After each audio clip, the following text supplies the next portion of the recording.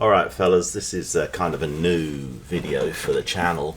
I had a few questions from a few subscribers, so this is going to go through my rig and one I've got right now.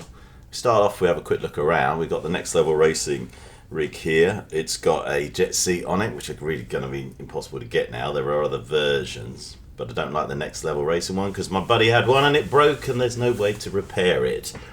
So over here you can see we got a collective AB9 stick top, Winwing MFSSB 4 stick, a 16 Winwing MIPS, and that Moza doesn't fit back in there, so the only solution for that to get geometry correct was to put a seat cushion on it, which kind of works okay. I'm going to go through each part in detail and let you know what's going on. So that is a Virpil. I've got a little razor keypad there that I use to bring up silly things like rearm refuel quickly if I need to, recentering for VR view, etc.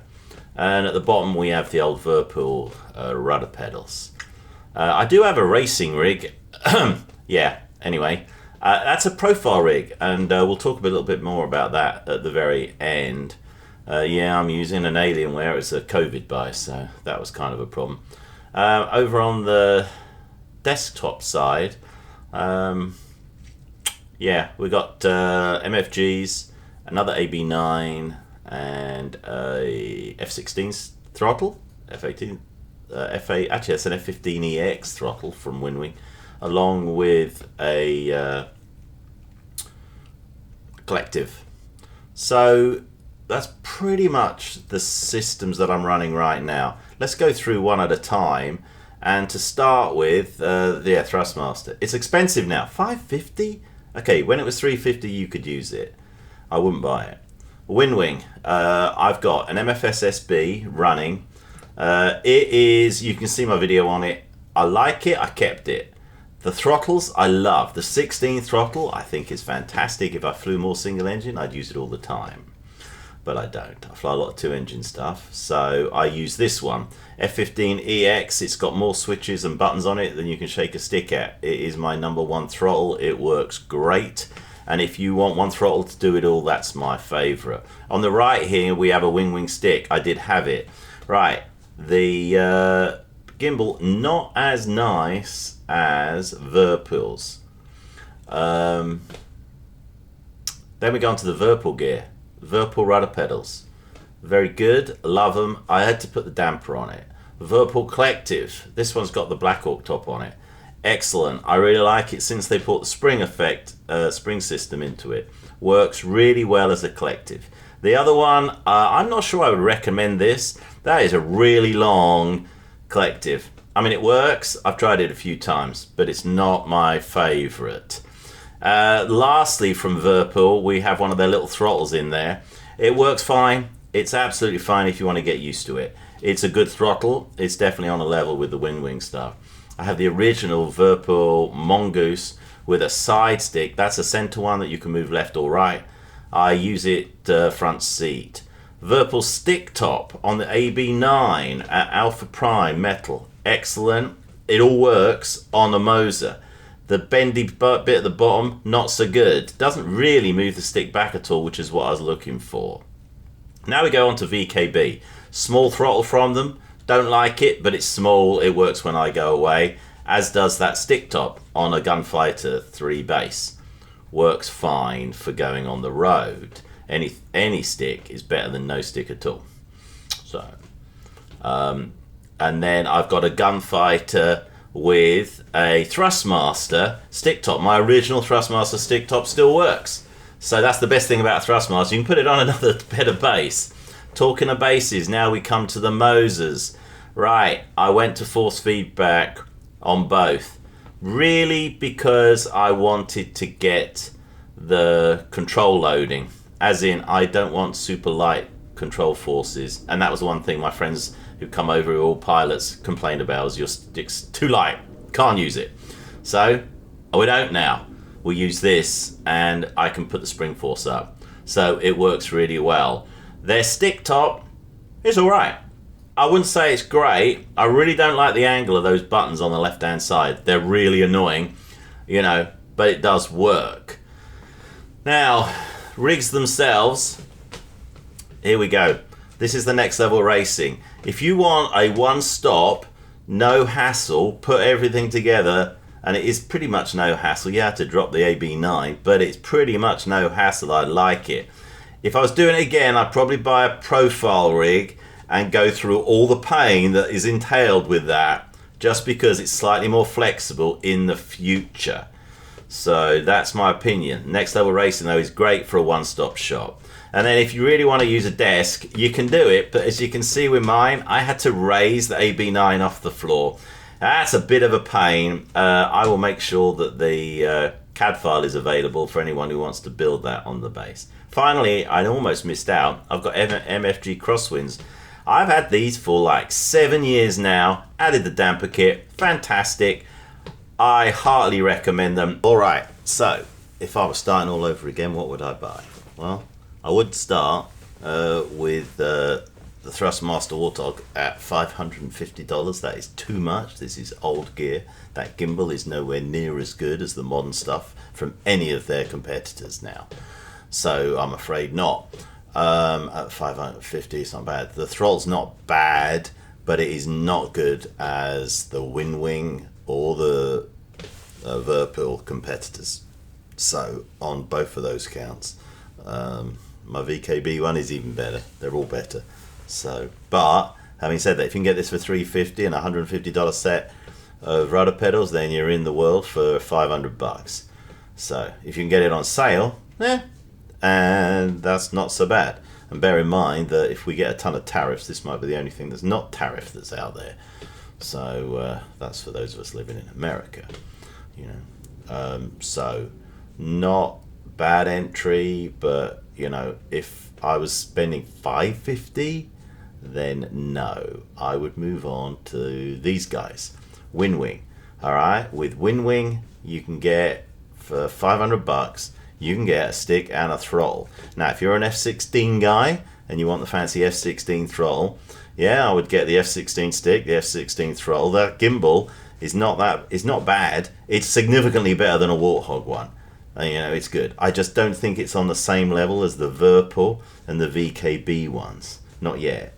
It's just not quite as good. It's not quite as smooth. It has a bigger dead zone. But it's way better than a Warthog, and you will probably not notice the difference unless you had all of them side by side, which I have. You know, so no. If you've got $500, I would do this. You know, $650 with a cheap set of rudder pedals. Their rudder pedals are $350. My buddy has them. He loves them. So I think all the rudder pedals are about the same price. I would not buy the VKB ones because they don't have brakes on them, which is a bizarre choice. But I guess if you're only flying Russian aircraft, then the brake handle on the stick top works. But personally, I would want the flexibility. So I would always get one of any of those other rudder pedals. But Winwing, solid start. I wouldn't buy the MIPS unless you really want to put your money into a VR set. You know, personally, if you're spending that much money, then get a VR set and then you'll never be looking at them.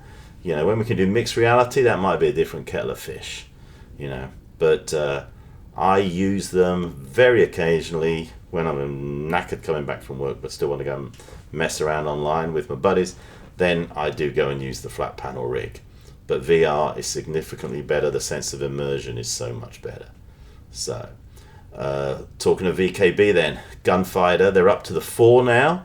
I've got a 1, couple of 1s actually, and a 3. The base is excellent. It's really small, so I would recommend it.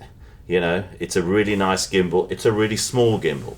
So you saw that I use it for going on the road. That's because it's so small. You know, it works great. What does it lack? With a 20mm extension with maximum springs, it's still very, very light. Now, if you've never flown a real plane, then that might not bug you too much, but it bugs the crap out of my friends that come over, or did, because it makes for a very light stick. Now, you'll get used to it, and if you don't really fly planes, it doesn't really matter. You know, you just enjoy it. They're excellent. Excellent gimbal. Sticks are excellent. I've not really had any problems with any of mine. You know, software works fine. Don't really like the rudder pedals, as I mentioned already, you know, but the stick, the bass, I like. The throttle, I don't really like my one that much. Now, as an actual throttle part of it, it's good, but there's not enough buttons on it. But that was the Mini, and that was a big mistake on my part. So I would not buy that. You might want the big one. With regards to the throttle movement and everything, that's fine, but Winwing's cheaper.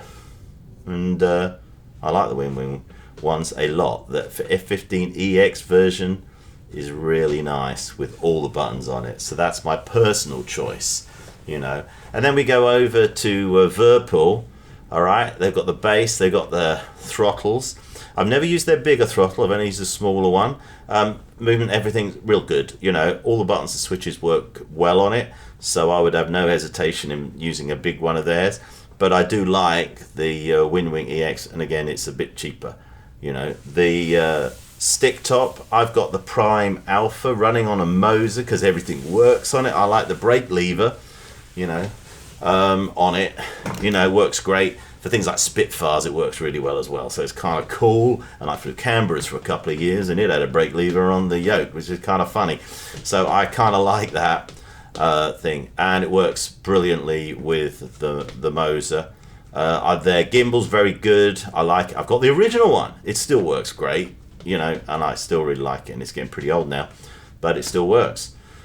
So Virpil, you know, no hesitation. Cost-wise, they're about the same as VKB. So they are more expensive than when you go Winwing. Probably by $150, maybe $200 when you add it all up, you know. So Winwing's the cheapest way to get into the what I would call, you know, really good HOTAS system. You know, rudder pedals, they're the same price. I've got their VKP Virpil Aces over the other side of the room with the damper kit on it. Really like them, work brilliantly, really well constructed, probably better constructed actually than my MFGs. But my MFGs have lasted so long that I have no question in, you know, recommending them. Finally, we come to Moza. Right, if you're going to buy a bass, yeah, $550 isn't a lot of money just for a bass, but this is a force feedback bass. So what does it do for you over the other ones? Well, it makes for what we would call in the simulator business, because that's where I work now, control loading. So your controls feel like real controls in a plane. They're not super light because you've got an extension on there and only 50-pound, two 50-pound springs on a VKB. So, and you can get all the other force feedback information as well through it. So if you've got the money, my recommendation at the moment, if you've got the money, is to go and buy this. But this puts you up by another $200, right? So we've gone from Winwing up by, you know, so we're talking about probably $300 to $400 more over a set of Winwing, a Winwing gimbal. Now that's a lot of money, right? Now if you're going to insist on using an extension like I do on both of mine, then it's probably worth it. If you don't use an extension, you know, well, maybe not so much. You know, for the stick top, I like the Virpil Prime Alpha that I've got, you know, better than the Moza one that I've got on the other side. The Moza one, as I say, those two switches on the left-hand side, that kind of the addition to the Thrustmaster F16, not so happy with those. You know, but the bass itself, so far it's great, but Moza just updated the software, and it's a bit weird, but we're all getting used to it. There's what I would buy, though. In closing, I bought all this stuff myself. No one sent it to me. I'm not beholden to any of these manufacturers whatsoever. So, this is all my own opinion. If you are flying, you're on your computer in DCS or any other game, good for you. Because most of us normal people, we can't afford to go fly real planes, you know, just for fun. So, good for you. And any joystick, throttle, or rudder system is better than doing it on a keyboard, you know. And every single thing that's covered in this video, you know, even my least favorite ones, would all be better than trying it on a keyboard, and you would enjoy it a lot more. So in summary, I hope you find this useful. It may have caused more questions than answers, you know, but if you look through my channel, you will find that I've covered each of these parts individually at a previous time, you know. And the last thing I want to say is, if I left you with the impression that you should all buy an AB9, well, it is the cheapest force feedback solution. However, it is software dependent.